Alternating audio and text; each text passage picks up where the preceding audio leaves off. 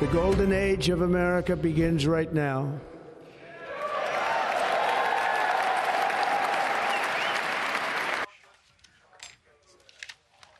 Well, that was the first line of a speech that was chock full of lines about a number of different topics, the inauguration of the 47th president of the United States. Senior congressional correspondent Chad Pergram live on Capitol Hill with what we can expect on cabinet confirmations today.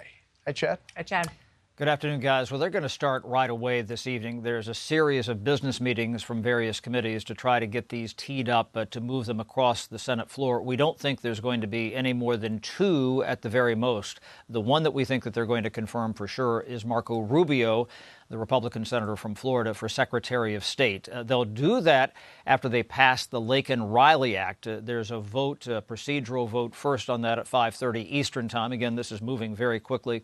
Then they'll pass the Laken-Riley Act. Then they'll probably go to Marco Rubio, probably, late in the 6 o'clock hour, maybe 7 o'clock hour for Rubio. And then they're going to try to get clearance to move the nomination of John Ratcliffe to be the CIA director. But I was told by a senior Senate source that they didn't think they would probably get to that today necessarily. They would not rule it out.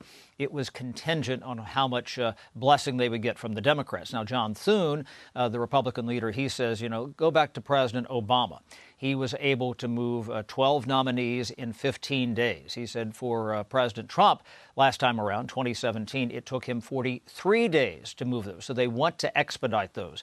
Just in the past 15, 20 minutes here, we've heard that there is a business meeting coming up later this week to move the nomination of Scott Bessent to be the Treasury Secretary. We're going to have a couple of others later this week, maybe on the floor. There's a confirmation hearing tomorrow for Lee Stefanik, the Republican representative from New York, to be the UN ambassador. That should probably be an easy one to move.